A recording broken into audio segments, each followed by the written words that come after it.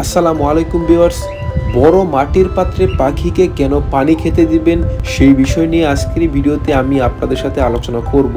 তো ভিউয়ার্স, দেখতেই পাচ্ছেন আমি অনেকগুলো মাটির বড় বড় পাত্র নিয়েছি আর পরিষ্কার পানি নিয়েছি।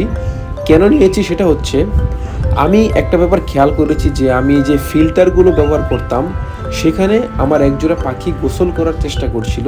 এর কারণটা হচ্ছে ইদানিং কিন্তু মোটামুটি গরম পড়ছে আর দীর্ঘ ৩-৪ মাস কিন্তু পাখি কোনো গোসল করতে পারেনি, কারণ তখন শীতকাল ছিল। তো শীতকাল যাওয়ার পর এখন কিন্তু পাখিদের গায়ে গরম লাগা শুরু হয়েছে, সেই সাথে পাখিদের গায়ে কিন্তু অনেক ময়লাও হয়েছে। তো পাখিরা চাচ্ছে একটু পরিষ্কার হওয়ার জন্য, তাদের শরীরটা ঠান্ডা রাখার জন্য।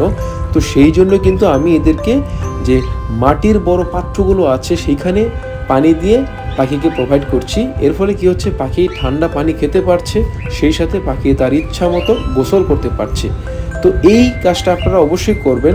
আপনারা স্প্রেয়ার দিয়ে গোসল করানোর চাইতে কিন্তু এটা বেটার একটা অপশন, কারণ তখন পাখি যখন ইচ্ছা হয় তখনই কিন্তু সে গোসল করতে পারবে। তো আজকে ভিডিওটি এই পর্যন্তই, দেখা হবে পরবর্তী ভিডিওতে।